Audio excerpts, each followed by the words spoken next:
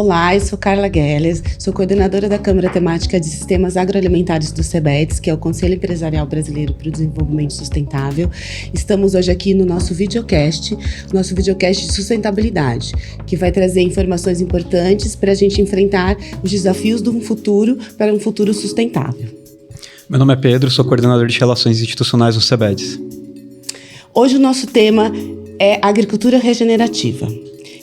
Não sei se vocês conhecem esse tema, se é familiar para vocês, mas hoje nós teremos aqui uma discussão muito importante e de muito aprendizado sobre esse tema. O que é a agricultura regenerativa? A agricultura regenerativa, ela vai muito além de produzir sem esgotar os recursos naturais. A agricultura regenerativa, ela também traz consigo métricas, indicadores e práticas para sustentabilidade, melhoria da conservação do solo, melhoria da biodiversidade acima e abaixo do solo, melhoria também na eficiência de uso dos recursos naturais, de uso dos insumos e também preocupação com as comunidades rurais, ou seja, com os produtores que estão ali no campo produzindo o nosso alimento. Ela é uma estratégia extremamente importante para que a gente possa combater os efeitos da mudança climática sobre a produção de alimentos e também combater a insegurança alimentar. Recebemos aqui hoje Isabela Malpighi, vice-presidente de sustentabilidade da PepsiCo. Isabela, seja muito bem-vinda. Muito obrigada. Muito obrigada, Carla. É um prazer estar aqui com vocês para falar de um tema tão relevante. Temos também Débora Teixeira, supervisora de sustentabilidade da Philip Morris. Débora, muito obrigada por estar aqui conosco hoje. Eu que agradeço o convite, é sempre uma satisfação poder trocar ideias com vocês sobre esse assunto que é tão importante. E temos também, no nosso time, Marcelo Gobita, gerente de sustentabilidade corporativa da Yara. Marcelo, seja muito bem-vindo. Obrigado, Carla, obrigado, Pedro, obrigado pelo convite e muito feliz de poder estar aqui batendo esse papo com vocês e com duas pessoas tão importantes também nesse mercado. É bastante interessante e importante essa troca. E para falar de um tema, né, tão importante para todos nós, porque afinal de contas, a agricultura faz parte do nosso dia a dia, todos nós nos alimentamos todos os dias e queremos sempre alimentos de boa qualidade e que eles continuem sendo produzidos para que a gente possa ter comida no prato de todas as pessoas. Eu vou começar a nossa discussão, gente, perguntando assim o seguinte para vocês. Como que a empresa, que cada um representa aqui, que está aqui com a gente hoje, tem integrado essa discussão sobre a agricultura regenerativa, sobre as métricas, indicadores de sustentabilidade? Porque a agricultura regenerativa ela vai muito além de só ser uma agricultura sustentável, como a gente falou aqui. Ela também se preocupa em regenerar, em restaurar o ecossistema agrícola. Como que, então, a PepsiCo, Isabela, tem realizado essa integração? Bem, as métricas de agricultura regenerativa, assim como as outras métricas de sustentabilidade, fazem parte do direcionamento estratégico da PepsiCo globalmente, como companhia. Então, hoje, dentro do nosso processo de alocação de recursos, de definição dos próximos passos, a gente considera todas essas métricas.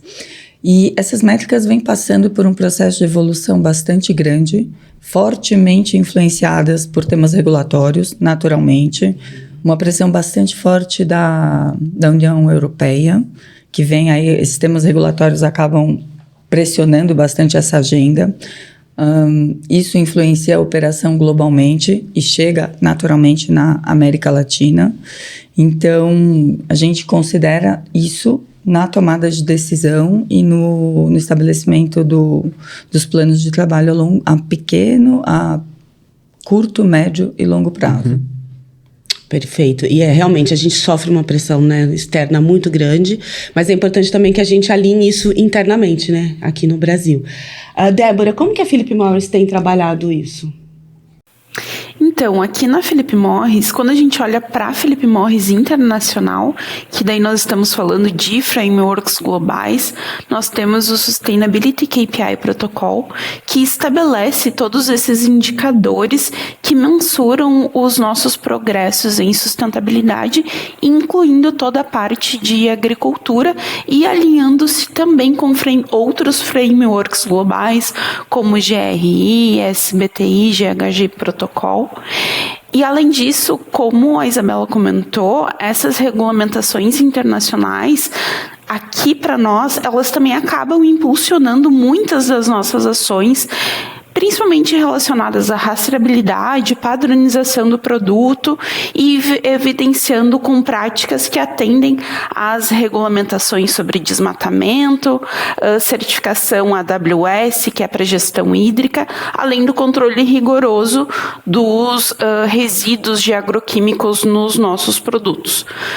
Não tem como a gente deixar de citar essa parceria com o CEBEDS, que tem trabalhado tanto na harmonização de métricas adaptadas aqui no território brasileiro, e um grande exemplo disso é o lançamento das métricas para avanço da agricultura regenerativa, que sem dúvidas é um exemplo incrível aí de como como tem força e importância esse trabalho conjunto entre as empresas que fazem parte do CEBEDS, né? E no estabelecimento dessas métricas confiáveis que, com certeza, podem e devem, inclusive, ser utilizadas como um exemplo para a implementação em outros países. Obrigada, Débora. É exatamente isso, né? A gente tem essa dificuldade aqui no Brasil, dessa harmonização, vamos falar um pouquinho sobre ela também, porque é um ponto importante. A gente também não tem um conceito estabelecido aqui, né, de agricultura regenerativa, mas a gente sabe o que é e como fazer há muito tempo. Marcelo, me conta, como que a Yara está integrando isso com os seus fornecedores e até mesmo dentro da empresa? Bom, a Yara não é uma empresa que produz alimentos, né? Nós somos uma empresa de insumos, de fertilizantes. Então, a gente vem trabalhando já há muitos anos para integrar isso, né? Uma agricultura sustentável na nossa estratégia. Recentemente, inclusive, mudamos a ambição da empresa, né? Passou a se tornar cultivar um futuro alimentar positivo para a natureza. E dentro das estratégias que nos colocam no rumo para atingir essa ambição, a agricultura regenerativa é uma das principais.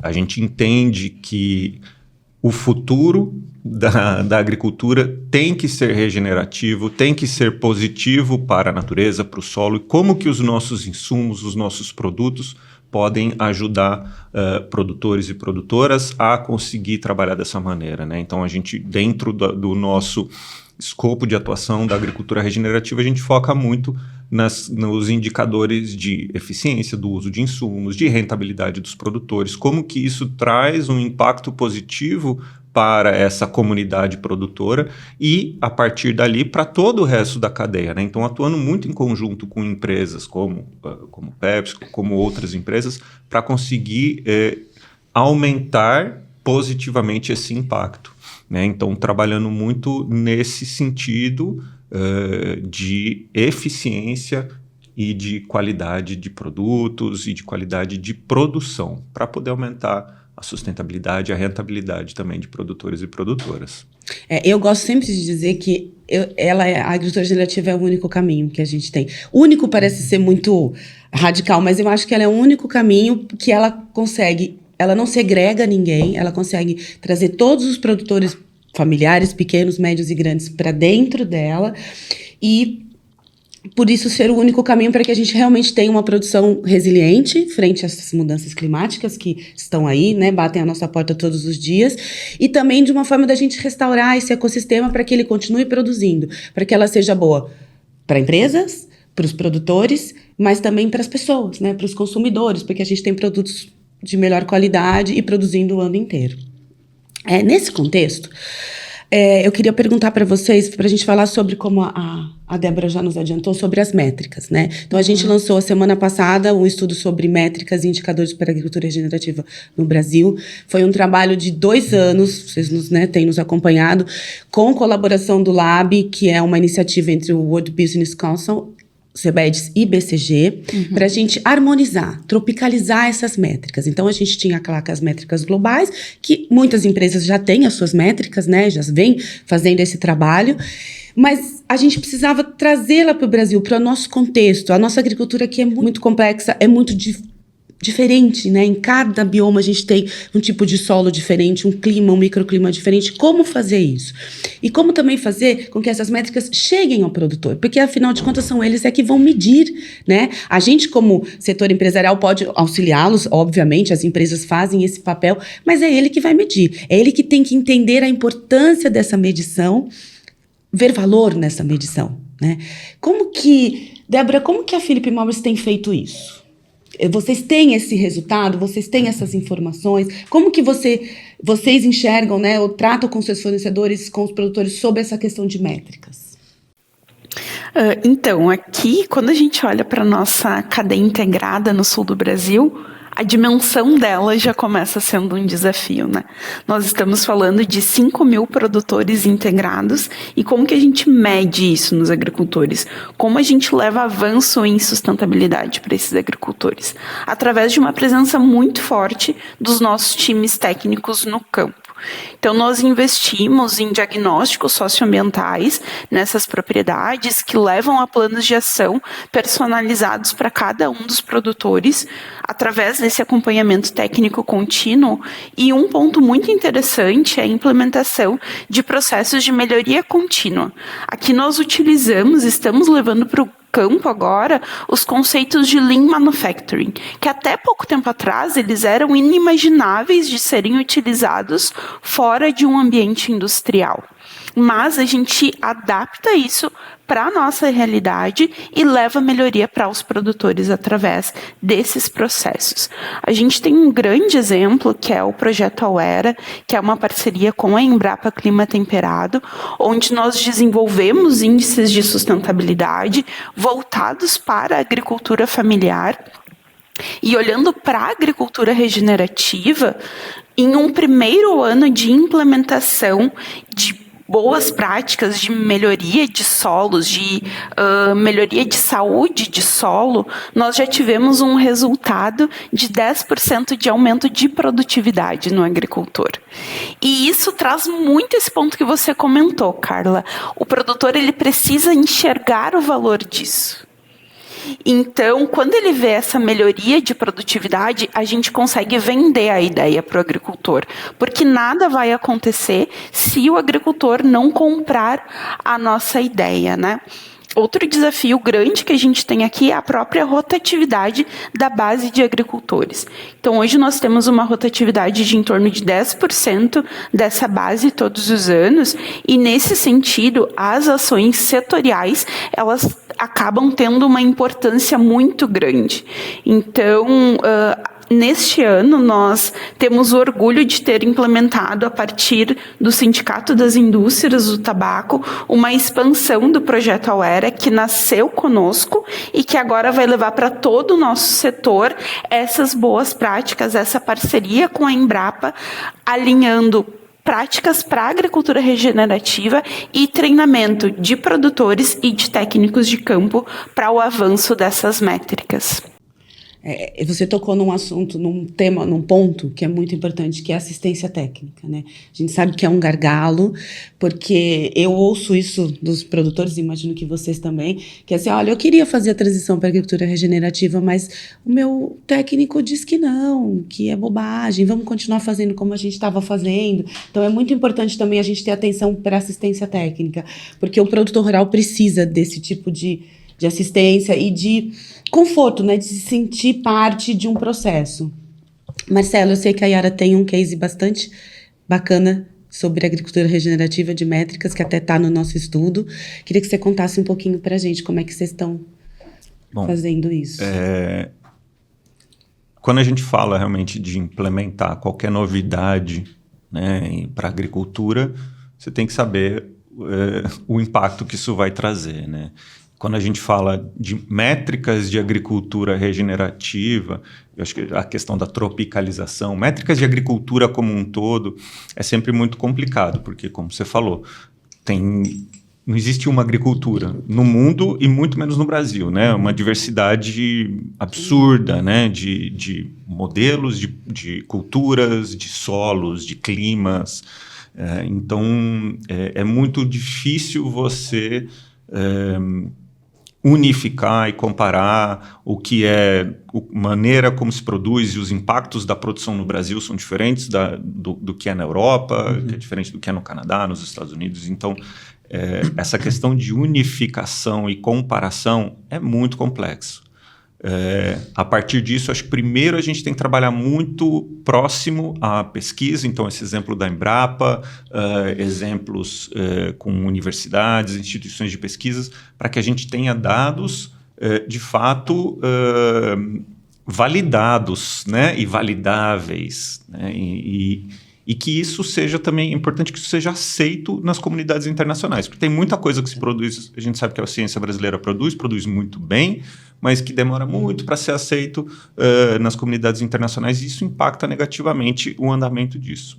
Mas nós, da Yara, o que a gente sempre tenta focar é em indicadores que a gente consegue, de fato, medir e mostrar para todo mundo. E aí a gente trabalha com aquilo que a gente tem como olhar, né? Então a gente foca muito nas questões de eficiência do uso de nutrientes, principalmente o nitrogênio, que é o nosso principal insumo de produção e que a gente sabe que tem um impacto muito importante tanto na questão de emissão de gases de efeito estufa quanto na questão de produtividade. Então, essa eficiência é muito importante, a gente atuar para apoiar os produtores, para que eles atuem, para que eles produzam mais com a quantidade necessária, nem mais nem menos do que eles precisam de insumos. Além disso, a gente trabalha muito a questão de saúde do solo, usando dados e indicadores já validados. A gente tem utilizado muito o BioAS, criado pela agricultura, como um indicador que analisa saúde do solo com indicadores químicos, físicos e biológicos. E a questão de produtividade e rentabilidade do produtor, porque não é só produzir mais, mas essa produção a mais, ela tem que vir com rentabilidade. Né? Então, esse exemplo que você está trazendo, Carla, é um que a gente trabalhou com café, né? Foram 2 anos de estudos, porque a cafeicultura do Brasil ela tem essa peculiaridade, né? De anos de um ano de alta produção, outro ano de baixa, então você tem que trabalhar 2 anos, aliando um programa nutricional produzido para cada uma das fazendas, foram 9 fazendas, com base na análise de solo, para entender o que aquele solo precisava para produzir o café naquele modelo, naquela região, com a produtividade que o produtor fala, eu quero produzir X sacas por hectare, é 60, é 50, é 40. Então, quanto você precisa de nutriente para produzir aquela quantidade, colocando os nossos insumos junto de práticas de agricultura regenerativa, como o uso de plantas de cobertura de solo, um mix voltado para a cafeicultura e o uso de composto orgânico também. São práticas simples, bastante utilizadas, e nesses 2 anos a gente conseguiu entregar aumento de produtividade na casa de 14%, redução na pegada de carbono, então esse é um indicador interessante e importante, utilizando uma ferramenta globalmente aceita, mas que ela ainda também tem falhas nos dados, porque só utiliza alguns indicadores aceitos da agricultura temperada, não da agricultura tropical. Mas a gente conseguiu usar, então, usando a Cool Farm Tool, que é essa ferramenta, a gente teve uma redução de 22% na pegada de carbono, a gente teve um aumento na qualidade da bebida produzida pelo aquele café, essa validação feita pela empresa com quem nós fizemos essa parceria, que é a Illy Café, teve um aumento de 84 para 87 pontos, então uma bebida já ótima, ficou ainda melhor. A produtividade que eu falei que foi de 14%, já em uma produtividade alta para o padrão brasileiro, de 48 para 55 sacas. A produtividade média brasileira é 35 sacas por hectare. E quando a gente fala também de saúde do solo, um aumento de indicadores de BioAS na casa de... Em 2 anos é muito difícil de ver já impacto no solo, mas a gente conseguiu ver um aumento ali na casa de... Eram 4%, se não me engano. Esse número me fugiu agora. E o mais importante disso tudo foi um aumento de rentabilidade. Os nossos produtos custam um pouco mais caro que os outros, porque eles são melhores. A gente, com o uso das práticas novas de agricultura regenerativa que os produtores colocaram, houve também um aumento de custo. Mesmo com esse aumento de custo, houve um aumento de rentabilidade na casa de R$5 mil por hectare por ano. Ou seja, é rentável para o produtor. Entrega aumento de produtividade, entrega qualidade, entrega saúde do solo. E a gente então está falando só pontos positivos. Por que não começar a adotar? Aí entra em todos os outros pontos que a gente ainda vai discutir. Marcelo, muito obrigada, porque assim, eu sou suspeita porque eu sou apaixonada pelo tema e eu realmente, como eu disse, eu vejo ela como o único caminho, porque é exatamente o que você tocou. Eu tenho melhor rentabilidade e eu tenho um produto de melhor qualidade, né? O café, que é um produto brasileiro praticamente, e você percebe no sabor. Eu posso dizer por experiência própria. Este exatamente da Ilha Café nunca... Mas vou consumir agora. Mas eu já experimentei cafés regenerativos e é diferente, né? E você vê, e o melhor de tudo, o produtor está ganhando com isso, né? O ambiente está ganhando, nós consumidores ganhamos com isso e o produtor também. Então eu acho que realmente ela é benéfica. Isabela, agora eu quero saber da experiência de vocês da Pepsi com relação a isso. Eu vou pegar o exemplo da batata.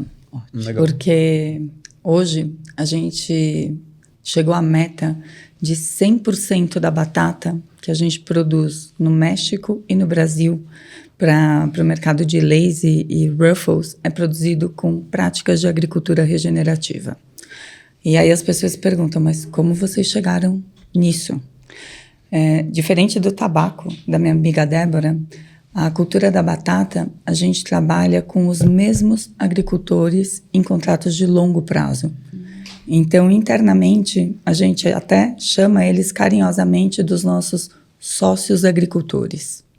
Então, esse contrato de longo prazo traz uma parceria muito bacana, baseada em troca de conhecimento, em estímulo à adoção de boas práticas, em parceria na implantação de tecnologia, em busca de inovação conjunta e por estar apoiado nesses contratos longos, a PepsiCo investe em tecnologia no campo. E esse investimento acaba mostrando ao agricultor, no final da linha, o retorno que isso dá. Então, a gente fomenta, pelo tamanho da PepsiCo, a gente consegue trazer essa tecnologia para o campo e, a médio e longo prazo, o agricultor vê, através das métricas de medição, que isso se reverte em lucro no final da linha. Então, através desse trabalho estruturado de implantação de métricas, a gente vai educando, ou, como dizer isso de uma forma polite, a gente vai mostrando para o agricultor com consultoria, com letramento, que a implantação de métricas não é só uma questão de controle de números, é uma questão de sustentabilidade para o negócio, para o planeta, para todos. Então, isso traz o bem. E aí, onde que entra a responsabilidade de uma empresa como a PepsiCo? Em fazer toda essa conexão da cadeia. Porque a gente conecta o agricultor, a gente faz a conexão com uma Yara Fertilizantes, ao possibilitar que o nosso agricultor utilize um fertilizante de baixo carbono, e através da implantação das métricas, do impacto positivo da utilização desse fertilizante, o agricultor vê pelos números, o impacto positivo do fertilizante, que a PepsiCo financiou, viabilizou a implantação disso. Então, depois da primeira, segunda, terceira safra, a gente já não precisa mais financiar a utilização desse fertilizante. O negócio se torna autossustentável. E como que a gente consegue fazer com que essa prática seja disseminada entre os agricultores? A gente tem uma metodologia interna que a gente chama de Demo Farms. E o que é isso? São feiras de agricultura promovidas entre os agricultores. São organizadas numa fazenda e um agricultor convida todos os agricultores para irem à sua fazenda. Então, um agricultor fala para o outro. Porque é diferente da PepsiCo falar para o agricultor ou da Yara falar para o agricultor. É agricultor para agricultor. E a gente viu que isso tem trazido resultados espetaculares. E como todos os trabalhos de agricultura na PepsiCo têm base científica muito forte, a gente trabalha muito com a Embrapa, com a Fundação Dom Cabral, em parceria com o CBEDS, com o Landscape Accelerator, tudo isso tem base científica, a gente aproveita as demo farms, que a gente participa da organização, e traz esses parceiros científicos para falarem com os nossos agricultores. E isso acelera mais ainda a implantação de métricas com toda essa base robusta. Então, dessa forma, a gente está construindo, a gente chegou a esse target de 100% das batatas produzidas para Lazy Ruffles são produzidas com práticas de agricultura regenerativa, porque os nossos sócios agricultores entenderam, por números, fatos e dados, que a agricultura regenerativa é boa para o planeta, para as pessoas e para o negócio. E isso, esse exemplo da batata é interessante porque mostra mais uma vez que eu posso aplicar isso em grande escala. Porque muitas vezes as pessoas têm essa dúvida, até me perguntam, mas você está falando isso para agricultura de pequeno, né, familiar? Não, eu falo para todas as escalas. A agricultura regenerativa, ela pode ser realizada no familiar, que é muito mais evidente, a gente consegue, né, enxergar melhor, mas para uma produção de, sei lá, de 10 mil, 16 mil hectares do que quer que você queira fazer, né? Então, se a gente está falando de batatas para todo esses, né, para os produtos que a gente sabe que são bastante consumidos e que a gente tem no mercado, por que não fazer? E eu acho interessante essa sua fala, vai ao encontro do que eu ia começar aqui a falar, é que o agricultor tem que entender que medir é uma oportunidade, não é um custo, né? Ele, através dessa mensuração, dele medir esses benefícios, ele vai mostrar para além dele, né, para os seus agricultores também, né, para os seus parceiros e colegas, vizinhos, mas para além disso, para todas as pessoas, que a agricultura, a regenerativa, ela é benéfica, né, para todo mundo, porque ele tem rentabilidade, como o Marcelo falou, ele traz experiências novas, ele compartilha com todos os outros. Mas mesmo assim, vocês acreditam, vocês enxergam ainda uma certa resistência dos agricultores não nas práticas, que as práticas a gente sabe que eles já lançam mão disso, mas na questão da mensuração? Eu não diria que talvez a resistência inicial seja por conhecimento. Então, por isso a gente tem uma equipe muito robusta no campo para levar esse conhecimento. Uma equipe também que tenha o objetivo de convencer as novas gerações a permanecerem no campo.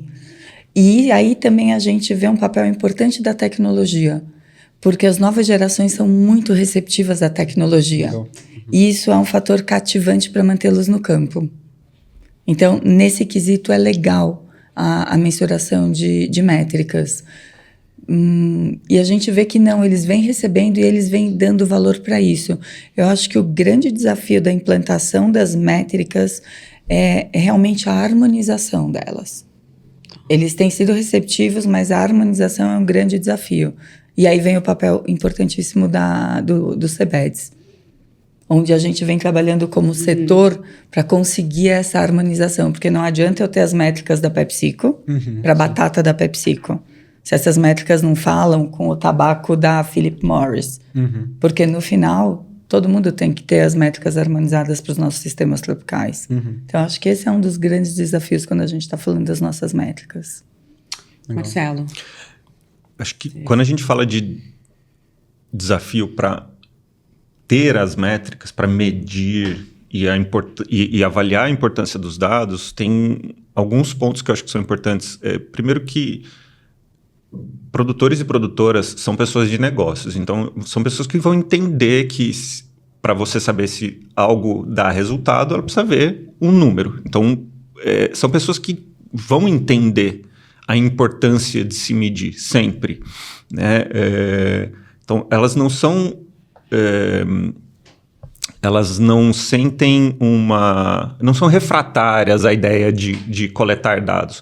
O problema é como... Porque são pessoas que já têm uma quantidade absurda de trabalho, né? Gestão de informação, gestão do plantio, quando que vai chover, quando que eu vou aplicar, se chegou o produto, se não chegou, como é que eu vou vender, como é que está o mercado. é aquela pessoa que faz, né, bate o escanteio, cabeceia e ainda sai correndo para defender quando o jogo recomeçar. Então, a gente tem que entender que são pessoas normalmente extremamente sobrecarregadas já de trabalho. Então, como ter ferramentas que facilitam a vida do produtor e da produtora para que essa mensuração seja factível. Um outro ponto importante é ter dados que sejam intercambiáveis entre as empresas. Vamos dizer que um produtor de batata produz para PepsiCo e produz para outra empresa A, para outra empresa B e para outra empresa C. Cada uma dessas empresas pede um conjunto de dados diferentes numa ferramenta diferente e que não são, que não se comunicam. Essa pessoa vai perder tanto tempo coletando dado que uma hora ela vai falar assim, não dá. Ou eu coleto dado ou eu produzo, né? O exemplo do café é muito comum nisso, né? Eu falo do café porque eu conheço um pouco mais do que de batata, mas é isso, você tem a certificação da empresa A, você tem a certificação da empresa B, você tem a certificação da empresa C, você tem a certificação de uma certificadora, outra. Como é que mede isso tudo? Ficar recebendo 5, 6, 7 consultores diferentes para preencher coisa, preencher um monte de aplicativo. Então, ferramentas que sejam fáceis, letramento digital, ferramentas que sejam simples, que se conectem, o uso de ferramentas já disponíveis com análise de imagens de satélite, tem um monte de empresa que tem isso. Como que isso tudo pode se conectar para facilitar a vida do produtor e da produtora? Quando a gente consegue fazer esse trabalho por trás para dar um suporte para o produtor e para a produtora, isso tudo se torna muito mais fácil. Então aí de novo conectando com a Isabela trouxe, da importância de um CBEDS, da importância dessa conexão entre diferentes elos das cadeias de valor, da importância de encontros e entidades setoriais para alinhar isso.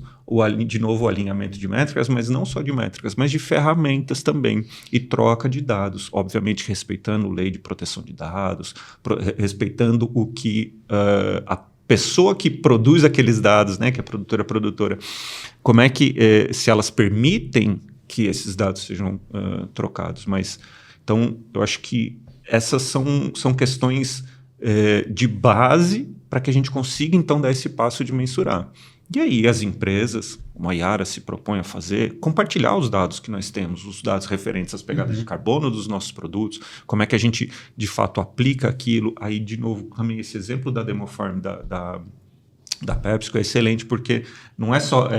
É diferente a Yara falando né, algo, do produtor falar algo, e também é diferente quando você tem um evento onde... Se o produtor está lá, ele vai ter uma empresa de fertilizante, ele vai ter empresa de defensivo, empresa de irrigação, empresa do insumo orgânico, do que ele precisar. Vai ter lá todo mundo junto, facilitar a vida do produtor. Quanto mais as empresas se unem para facilitar a vida do produtor, da produtora, mais a gente vai ter esses passos sendo dados de forma mais rápida. Né? Quanto menos a gente for um peso, mais fácil dele correr. Quanto mais a gente for ali, né, um apoio para ele, mais fácil ele correr. Então, acho que esses são alguns passos importantes. Facilidade de troca de informação, facilidade de coleta de dados e apoio ao produtor. Assim a gente vai conseguir ter as mensurações e as aplicações dessas práticas de maneira mais rápida. Legal. Depois eu quero puxar um gancho desse para uma próxima pergunta. Vamos lá, então. Débora, e com vocês aí? Porque eu imagino que a Philip Morris tenha um contato mais com produtores pequenos, né? Médios, pequenos e médios. Pelo que eu conheço um pouco do tabaco, porque eu morei no Rio Grande do Sul e passava por muitas dessas áreas. Para os pequenos, também é essa mesma percepção? Vocês têm essa mesma percepção? Bom, o Marcelo e a Isabela foram cirúrgicos. E daí eu fico pensando aqui, quão incríveis são esses ambientes onde a gente pode ter essas trocas. Porque quando a gente vê, mesmo sendo pequeno ou grande, só muda o endereço.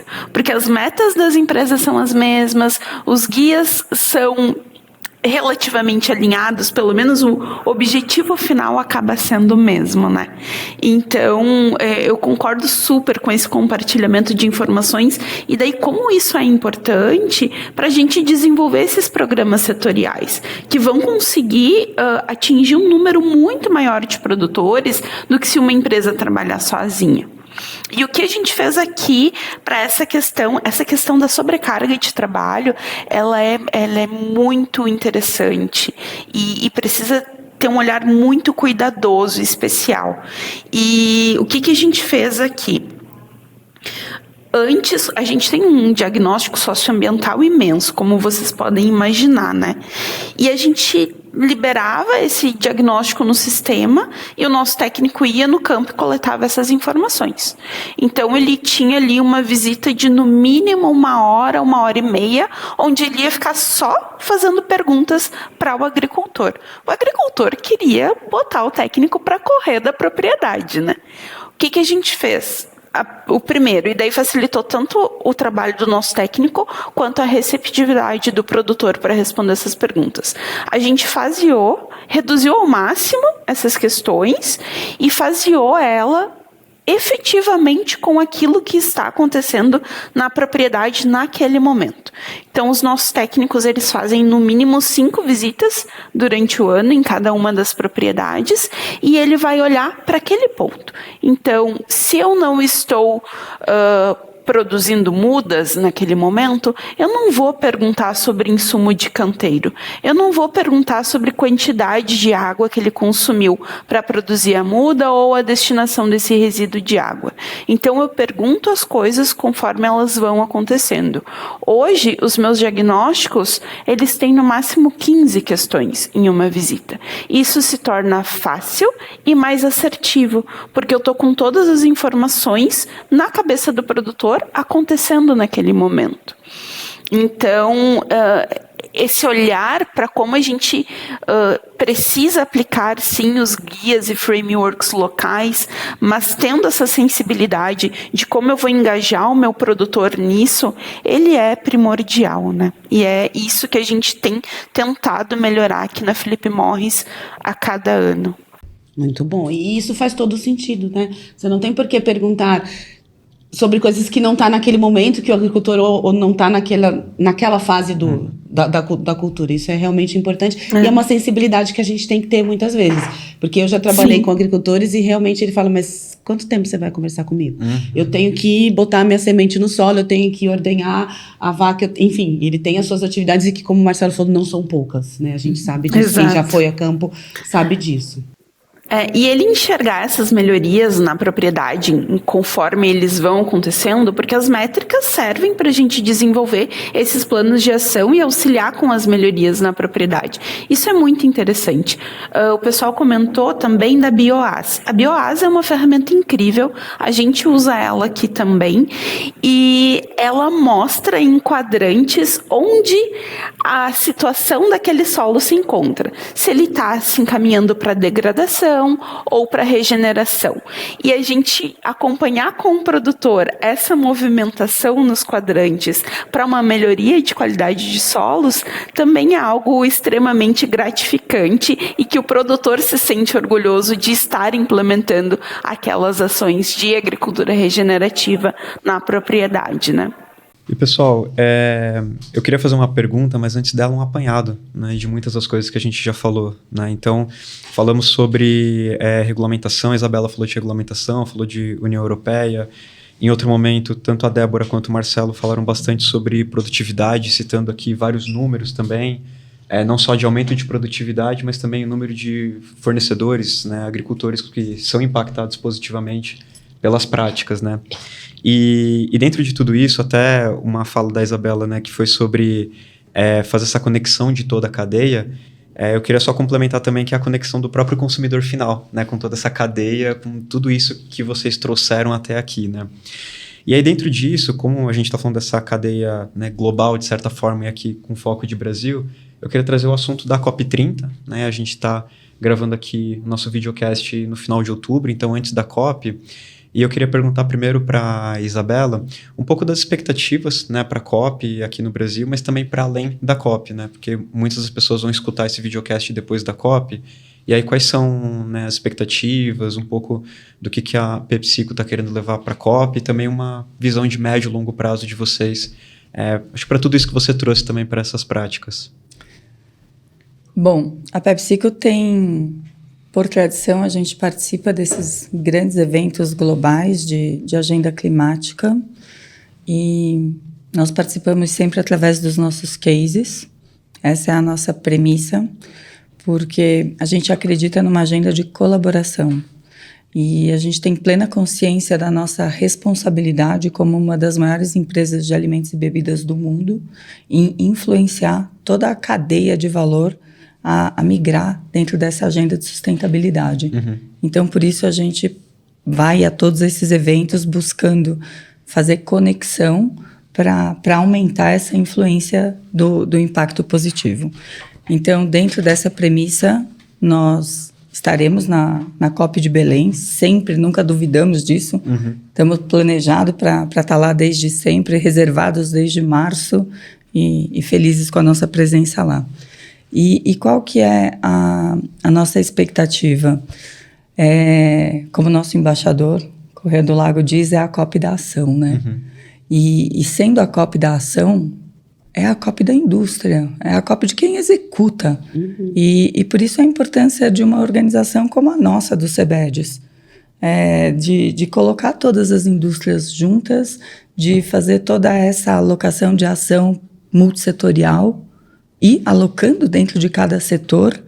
Então, a expectativa é muito grande de como a gente vai aparecer lá dentro. Essa agenda que a gente fez da apresentação dos nossos cases para cada um dos setores é uma cópia da vitrine de como a gente vem contribuindo para o impacto positivo que o planeta precisa. E a contribuição não é pouca, porque no final do dia, quem financia essa transformação? É a indústria, é o sistema financeiro, é a gente que está lá na ponta. Então, a expectativa é enorme. E, de novo, a gente vai estar lá para mostrar os cases e para buscar mais conexão público, privada, com o consumidor e com o início da cadeia. Então, conta com a gente lá. Perfeito. Marcelo? Acho que a Yara vai estar presente na COP também, vamos ter nossos representantes internacionais e nacionais também, né, para discutir os cases da Yara, mas não só os cases da Yara, os cases de parceiros, e para tentar influenciar positivamente as pessoas que tomam decisões, né? Negociadoras e negociadores que vão estar presentes, o poder público de todos os países que vão estar presentes. A gente entende que esse foi o primeiro ano que eu participei discutindo mais sobre COP e eu aprendi muito, muito esse ano, né? Que primeiro que a COP ela não é aquelas 2 semanas, a COP ela é tudo que se discute antes e segue, né? Aquelas 2 semanas elas são o ápice, né? Mas nenhum livro se escreve só com ápice, né? Você tem toda uma história sendo contada antes de chegar no clímax. Então, acho que esse é um passo que foi muito bem construído esse ano.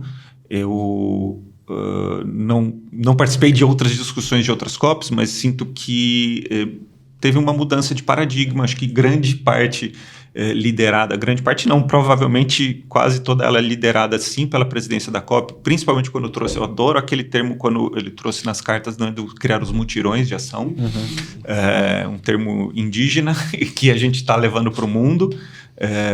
Eu gosto muito da descolonização, né, então vamos fazendo essa colonização reversa, além da descolonização.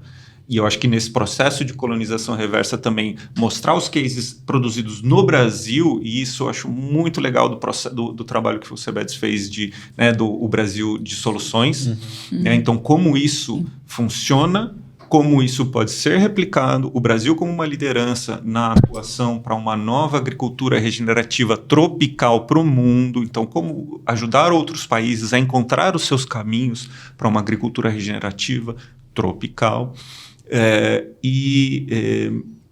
O que eu acho, mas o que eu realmente espero e eu acho mais importante dessa COP é que, de fato, negociadores e negociadoras, países, instituições financeiras, entidades que são os países mais poluidores e as empresas mais poluidoras se coloquem na posição de fato, apoiar essa transição. Não cabe só a PepsiCo, a Yara, a Philip Morris ou só os produtores brasileiros assumirem todo o peso da transição ecológica, regenerativa, sustentável, da luta contra as mudanças climáticas. Quem polui mais tem que pagar mais, e eu espero muito que os países e as empresas mais poluidoras de fato assumam essa posição e apoiem financeiramente, né? Tem aquele objetivo, aquele número mágico de 1,3 trilhão de dólares por ano para apoiar. Ano passado era a expectativa de que fosse chegar na COP de Baku, né, no Azerbaijão. Não foi, não chegou nem a metade disso, chegou nos 300 bilhões. Jogaram essa expectativa para Belém. Recentemente, o André Corrêa do Lago, o embaixador André Corrêa do Lago, falou que difícil da gente conseguir chegar, mas eu espero muito que a gente chegue muito próximo disso e que esses mecanismos de fato esse dinheiro seja feito com mecanismos que de fato cheguem aos produtores, que de fato cheguem a quem está atuando para lutar contra as mudanças climáticas. Eu sei que esse dinheiro não é todo voltado para produtor agrícola, mas que precisa chegar, né? Então, que seja essa COP de fato de ação, de decisão, de assumir as responsabilidades e que se construa um ambiente para que as discussões do próximo ano, para a próxima COP, nos permitam cada vez dar passos mais largos no combate às mudanças climáticas e na implementação de uma agricultura mais regenerativa.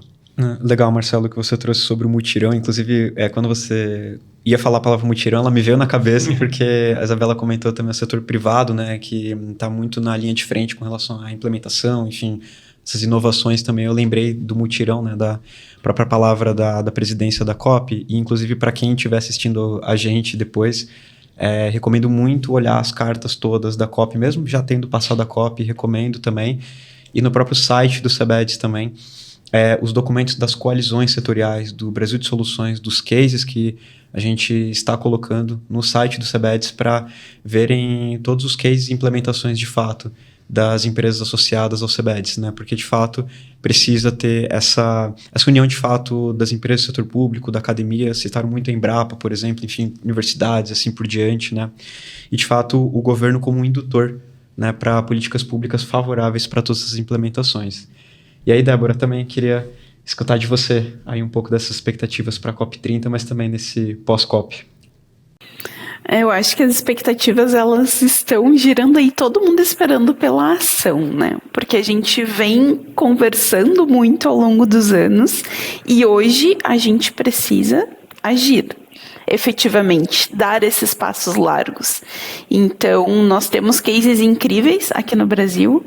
O Brasil de Soluções é uma publicação extraordinária e a nossa expectativa é para essa divulgação bastante forte que vai acontecer durante a COP, mas realmente que esses cases, eles ajudem a construir esses passos largos que a gente precisa dar nesse pós-COP. E aqui a gente está falando não só de sustentabilidade de comunidades e etc., nós estamos falando de sustentabilidade dos nossos negócios. A gente precisa, hoje a gente já começa a discutir o que a gente vai fazer para conseguir continuar produzindo com a situação que a gente tem hoje, que é de uma crise climática. Então, a gente está falando de ter um planeta habitável para as próximas gerações e de termos os nossos negócios nos próximos anos. E a nossa expectativa, ela é nesse sentido. Nós temos um case incrível aqui, que é o Programa Protetor das Águas, que é um programa de pagamento por serviço ambiental, que está completando quase 15 anos no ano que vem. E esse programa ele se consolidou ao longo dos anos porque diferentes setores abraçaram juntos. Então, a gente tem universidade, a gente tem a Agência Nacional de Águas, a gente tem Prefeitura Municipal com um engajamento muito forte, a gente tem órgão de assistência técnica e extensão rural, e a gente tem a iniciativa privada, no caso a Felipe Morris, financiando esse pagamento por serviço ambiental, a implementação dessa iniciativa. E é isso, a gente precisa andar junto para conseguir expandir esse tipo de iniciativa que vai atacar aí todas as nossas necessidades, né? De mitigação de mudança climática, de melhoria de qualidade de vida nas comunidades e de remuneração dos agricultores por esse produto rural, que é o serviço ambiental. Perfeito, Débora. Não, de fato, a parte que você fala dessa remuneração pelo serviço ambiental é essencial, né? É chave, porque de fato é uma externalidade positiva, né? Se bem cuidar da terra, do território, né? Tem uma externalidade aí que precisa ser computada também financeiramente, né? Vamos pegar o gancho então, já que a gente está falando de recursos financeiros. A gente sabe, a gente ouve dos agricultores que é um desafio, né? É um gargalo. O recurso financeiro, existem custos. Transicionar para a agricultura regenerativa exige um custo, muitas vezes, né? Mesmo que os agricultores já lançam mão de muitas das práticas, mas ainda existe esse custo financeiro, esse gargalo a ser vencido. Vocês acreditam, como que vocês veem como setor, né? Como que o setor privado vê como a gente pode contribuir com os agricultores para vencer esse desafio do recurso financeiro, de acesso a financiamento, né? A gente, no estudo que a gente lançou agora de métricas, a gente tem mostrado como essas métricas podem auxiliar esses produtores e as empresas também, obviamente, a vencer esse desafio. Porque se eu estou medindo, eu consigo mostrar ao meu agente financiador, aos bancos, ou um blended finance, por exemplo, que eu tenho benefícios, as práticas que eu lanço mão trazem resultados positivos e eu consigo, então, ter menos risco na hora de comprovar ao banco. Porque se eu tenho uma agricultura mais resiliente, eu vou sofrer menos riscos às intempéries, às mudanças climáticas, principalmente, né? Vocês enxergam dessa mesma forma não, mas vocês veem que o setor privado pode contribuir ainda mais com isso? A gente está lançando essas métricas, mas como que a gente pode avançar nisso para que a gente realmente consiga vencer esse desafio do financiamento para os produtores rurais?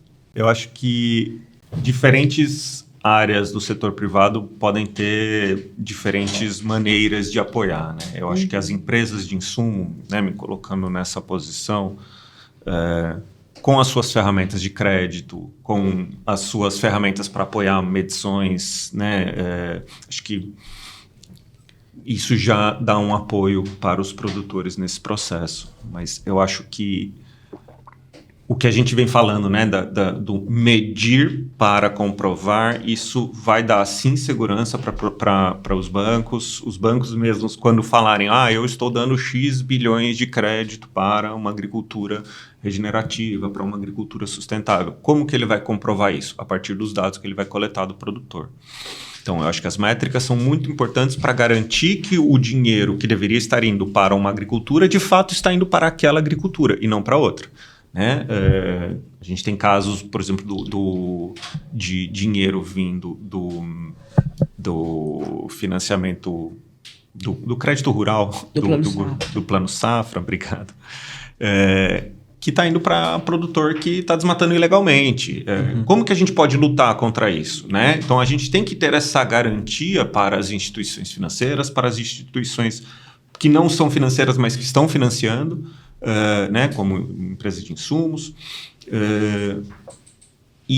mas a gente também tem que entender, então esse ponto acho que da questão das métricas, mas a gente também tem que entender as dificuldades do acesso dos produtores, porque tem produtor muito grande, já tem toda uma estrutura que vai facilitar o acesso, já sabe tudo que precisa ser feito. Os produtores médios, os pequenos e agricultores e agricultoras familiares, muitas vezes não sabem nem como chegar no banco, não tem as informações que o banco precisa, chega lá o banco com um questionário gigantesco com informações que não tem. Então, como que as empresas como que as instituições financeiras podem apoiar os produtores para que todas as questões burocráticas sejam resolvidas, né? Então, poxa, produtor que não tem CAR, produtor que às vezes a situação fundiária ainda precisa ser resolvida, produtor que não coleta a informação necessária para o banco. Como que os bancos podem dar um apoio técnico para isso? A gente fala muito disso, do apoio técnico que a PepsiCo dá para os produtores, que a Philip Morris dá para os produtores, que a Yara dá para os produtores,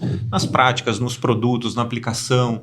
E o apoio técnico que os bancos têm que dar também para uma gestão eficiente do seu empreendimento. A fazenda é um empreendimento, para que dê dinheiro, da gestão do processo de como acessar um crédito, qual que é o crédito correto para aquela necessidade. Então, esse apoio técnico também é necessário. As instituições financeiras têm que fazer isso. As instituições que têm acesso aos produtores também podem apoiar. Usando o exemplo que a Yara vem fazendo com empresas de alimentos. Muitas vezes, quando a gente vai num produtor, o produtor olha para mim e vê assim, um custo, né, escrito na minha cara. Mas se eu vou junto de uma PepsiCo, se eu vou junto de uma Philip Morris, se eu vou junto de uma Illy, se eu vou junto de uma... A gente está com uma parceria no cacau com a Barrica Libô. Se eu vou junto com a Barrica Libô, ele me vê diferente. Ele não me vê mais como custo. Ele olha, na verdade, para quem está comprando e vê dinheiro na cara, né? Então, ele aceita melhor. Como que a gente pode criar essas parcerias também com instituições financeiras para chegar a esses produtores, né? Para levar soluções completas para os produtores, facilitar a vida. Quanto mais a gente facilita a vida do produtor, para ele não vai ter uma barreira ao que está sendo falado. Se a gente está levando ali solução e não dor de cabeça, quem que não quer solução? Quem quer dor de cabeça? Ninguém. Eu acho que eu complementaria a tua resposta, que eu concordo de A a Z, que a gente tem que criar modelos colaborativos. Exato. Exatamente. Exato. As métricas são fundamentais para a criação desses modelos colaborativos. Então, com base em métricas, existe a participação da indústria, existe a participação do produtor, existe a participação do financiamento bancário, mas tem que ter uma participação do governo. Também. Tem que ter uma participação pública de incentivo a esses produtores que estão produzindo e respeitando e preservando os recursos naturais.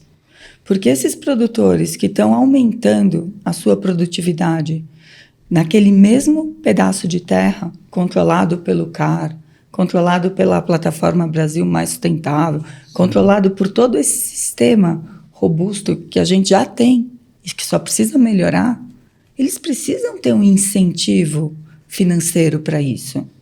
Então, isso tem um custo, isso tem que ser monetizado. Porque essa é a forma da gente conseguir escalar. Então, quando a gente fala... E esse é um dos assuntos que deve ser centralmente discutido na COP30. Porque a gente fala muito... A gente não pode romantizar. Porque no final do dia, como que a gente vai escalar isso daqui? É racional. A gente fala, eu gosto de falar internamente, todo mundo brinca comigo, sustentabilidade tem 3 P's. É people, planet e profit. Se não tiver o profit, não tem os outros 2. Então, o financiamento é um fator-chave para a sustentabilidade. E como que a gente vai escalar uma agricultura regenerativa? Através de modelos colaborativos de financiamento, com a indústria, com o sistema de financiamento bancário, com o produtor e com o governo. O governo tem que criar mecanismos de incentivo. E aí a entrada de métricas robustas, harmonizadas, transparentes, com fundo de ciência, são fundamentais. E aí a conexão com os nossos sistemas e plataformas. Aí a gente amarrou o sistema inteiro. Então, não sei. Eu vejo dessa forma muito conectada, um ciclo fechado, holístico, e isso tem que ser um dos temas centrais da COP30. Acho que esse é um dos grandes ganhos, como você colocou anteriormente. O que é que você espera da COP30? Perfeito. Essa é uma das soluções que a gente tem que buscar. A nossa agenda de soluções está super bem implementada, a gente tem um monte de cases, tem muita coisa rolando. Como que a gente vai escalar? A gente precisa colocar esses mecanismos, a gente precisa começar a conectar esses dots. E aí a gente vai começar a escalar de uma forma impressionante. Com certeza. Perfeito. A gente tem daqui a pouco a guia de flag da SBTI saindo. A gente precisa integrar isso a essas plataformas. A plataforma Agro Brasil Mais Sustentável é fantástica. A iniciativa do CAR é incrível. Olha quanta informação rica a gente tem ali dentro. E muitos estados não começaram nem a analisar esses CARs ainda. Muitas propriedades, principalmente pequenas propriedades, para cumprir os prazos estabelecidos, fizeram esse CAR de qualquer jeito. Então, hoje são informações que a gente poderia utilizar, mas que a gente não consegue utilizar da forma eficaz como poderia, porque essa informação está distorcida, enfim, precisa de análise. A gente não conseguiu nem avançar com essas análises ainda, né? Então, mas também muitos estados não têm equipe técnica nem para atender a demanda de licenciamento. Como é que eu vou colocar essa equipe a também analisar CAR? Então, é muito complexo e é realmente esse engajamento de todo mundo que a gente precisa. Eu vou comprar crédito de carbono, por que eu não estou investindo esse dinheiro, ou até muito mais barato que isso, implementando a agricultura regenerativa, linkando as coisas no meu produtor, sabe? Foi muito bom vocês tocarem no assunto da plataforma. O CEBES, a gente está participando. Tinha também representantes de vocês com a Fundação Dom Cabral.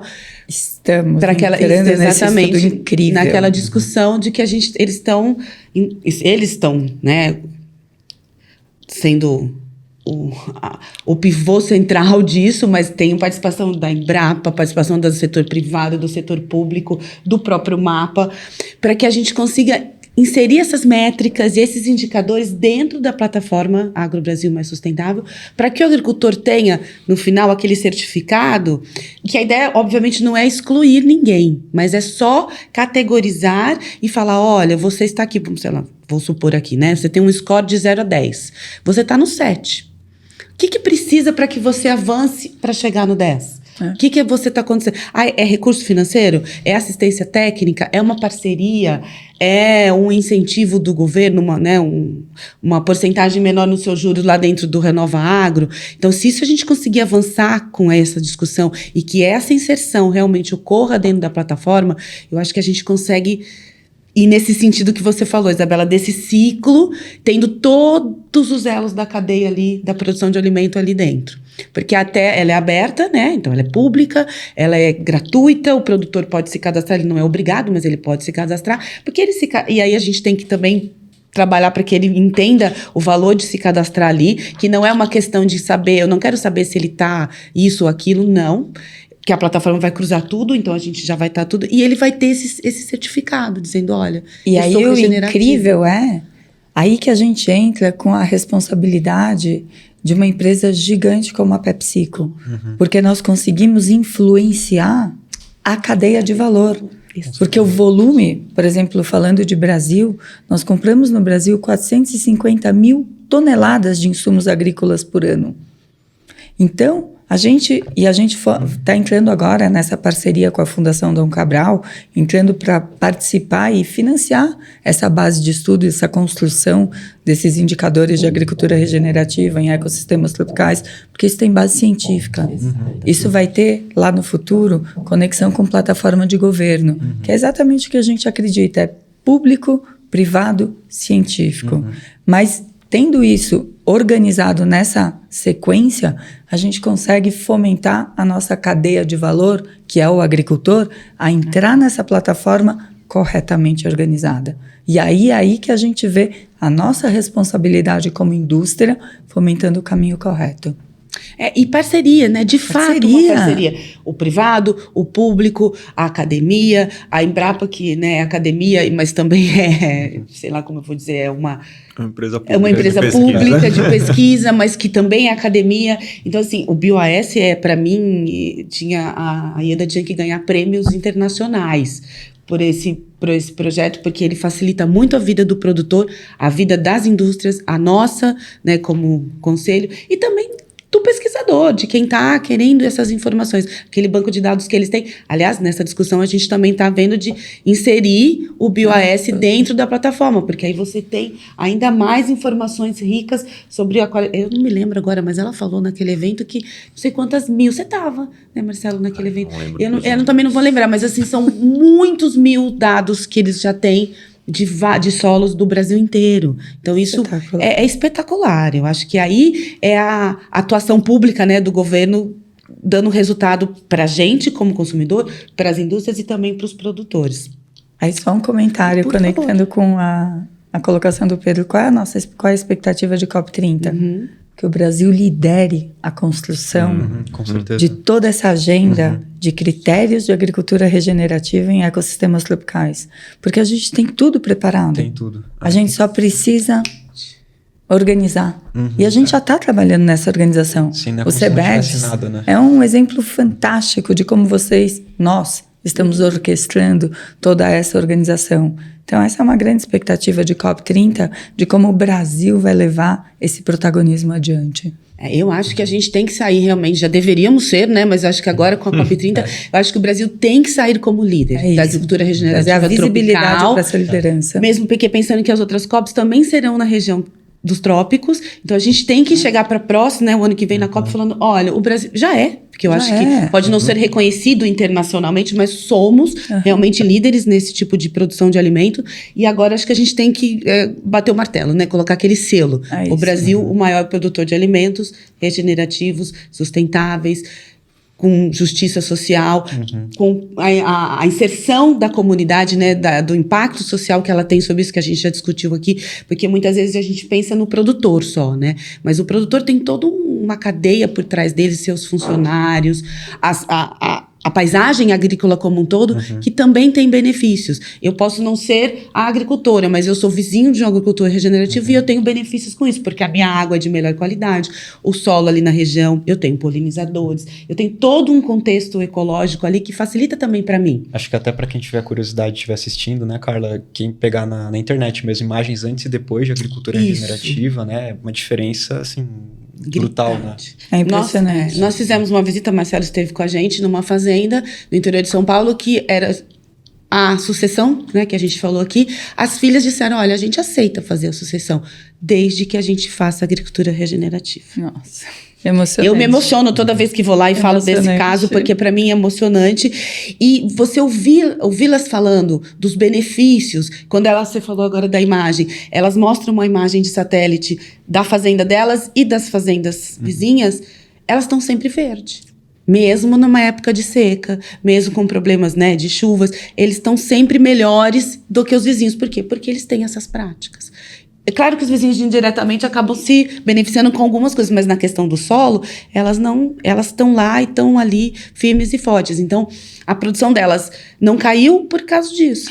Agora, se você falar uma coisa, eu vou pedir licença para falar com muito orgulho aqui da PepsiCo. Vou até olhar para a câmera, porque além do compromisso que a gente tem de 10 milhões de acres regenerados até 2030, a gente tem um compromisso de mais 4 milhões de acres regenerados no entorno das áreas que produzem os nossos principais ingredientes. Porque a gente tem consciência da importância do entorno da área para polinização, para conservação de nascentes, da paisagem, para biodiversidade, para a riqueza do solo, para tudo isso. E por que a gente tem essa força tão grande na agenda de sustentabilidade da PepsiCo?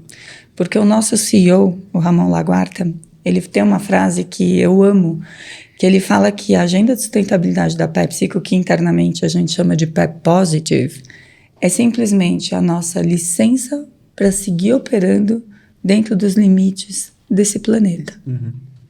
Simples assim. Não há muito segredo, não é?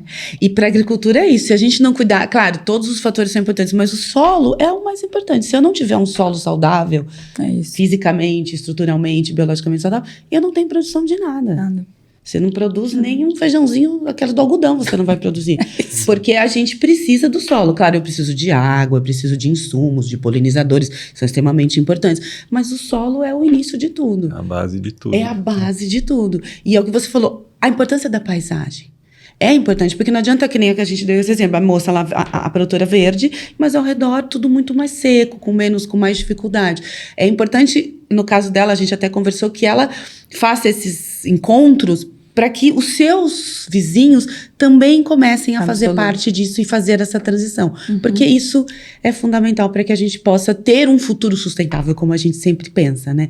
Não adianta eu produzir, mas Marcelo agora não é pensando, o Marcelo é um produtor. Ele não. E aí, como é que vai fazer? A gente não tem alimento para todo mundo. A insegurança alimentar é uma realidade que a gente não pode fugir disso, né? Entre outros pontos. Mas a agricultura regenerativa é exatamente isso que você falou. É o exemplo e é cuidar do outro, né? É ter essa questão. Adorei essa ideia de que vocês têm essa percepção do entorno, porque é extremamente importante. Porque senão também você vira uma ilha no meio do nada. E essa é a nossa responsabilidade como uma das maiores empresas de alimentos e bebidas do mundo.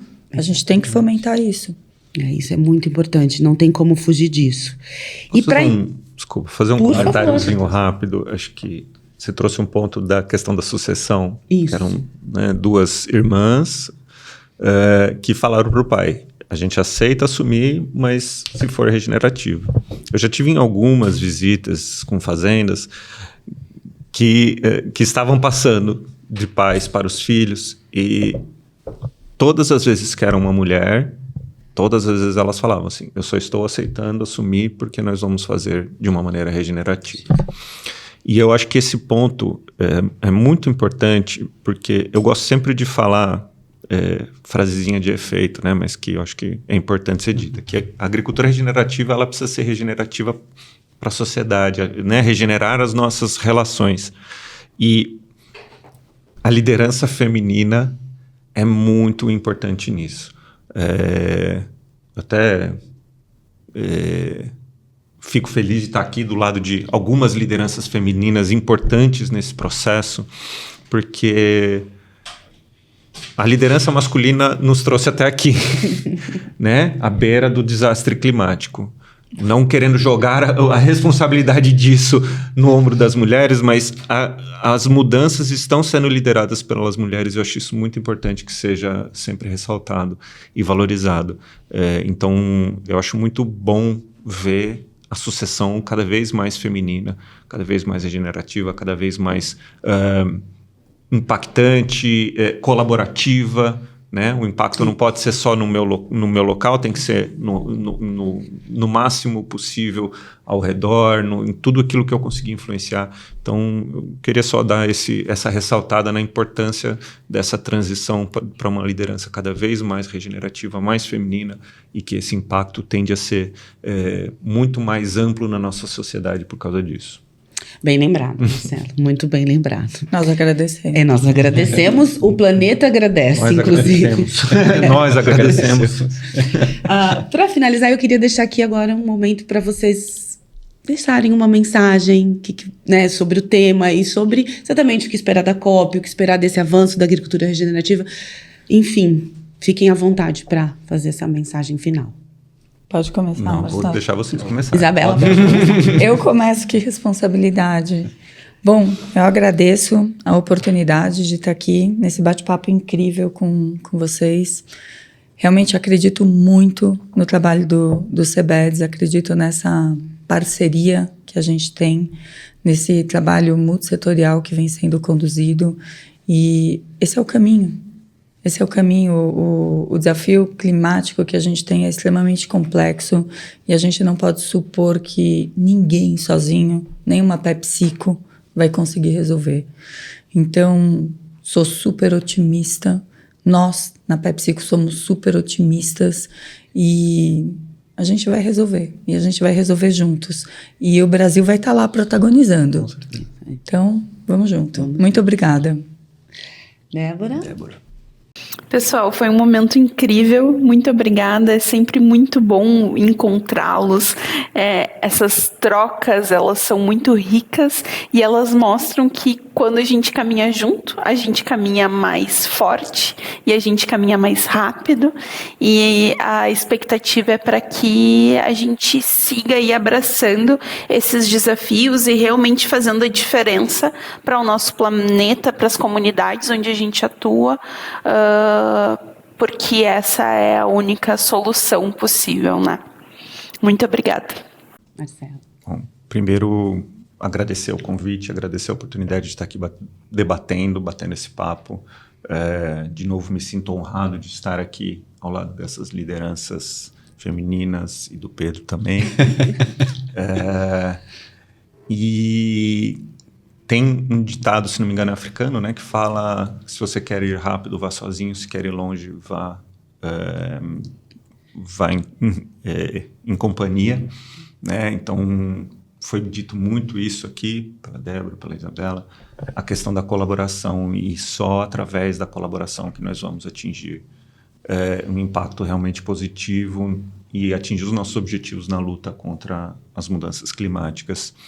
Então, eu espero que essa mensagem, né, da colaboração seja escutada e entendida por muitas outras empresas, muitos outros atores importantes nesse processo, e agradeço também a liderança do CBEDS nesse sentido, né, em unir, conectar as empresas, ajudar as iniciativas de diferentes empresas a se encontrarem, né? Tem muita gente fazendo muita coisa boa. Quanto mais a gente conseguir ter visibilidade um dos outros, mais a gente consegue se conectar e amplificar esses impactos. Então, a gente está no momento de ação, a gente precisa que os decisores e decisoras na COP tomem os caminhos corretos, aqueles que a gente acredita que sejam os corretos, e que se movam, que ajam para que a gente consiga, de fato, implementar isso. E a agricultura regenerativa é o único caminho. É o único caminho. Então, vamos em frente. De fato. Isabela, Marcelo, Débora, Pedro, muito obrigado por estarem aqui conosco hoje. E não só hoje, mas sempre conosco no CBEDS, porque a gente no CBEDS não existiria, não existe sem as empresas, sem a parceria de vocês. A gente está lá sempre, contem sempre conosco. E que conversa incrível que a gente teve aqui, inspiradora hoje. Como disse o Marcelo, a agricultura regenerativa é o único caminho. Ela mostra que é possível produzir, conservar, melhorar a vida das pessoas, do planeta e dos nossos alimentos. Quem nos acompanhou até aqui, até agora, por favor, curta esse vídeo, se inscreva no canal do CBEDS, nos acompanhe nas mídias sociais, vá lá no nosso site, tem todas essas informações que foram ditas aqui no nosso site, tem lá os nossos estudos, baixem nossos estudos, leiam, compartilhem conosco também as suas expectativas aqui nesse vídeo. Estejam sempre conosco, porque a gente precisa das empresas, mas também precisa de todos os consumidores e as pessoas que estão dentro desse elo da produção de alimentos no Brasil. Muito obrigada.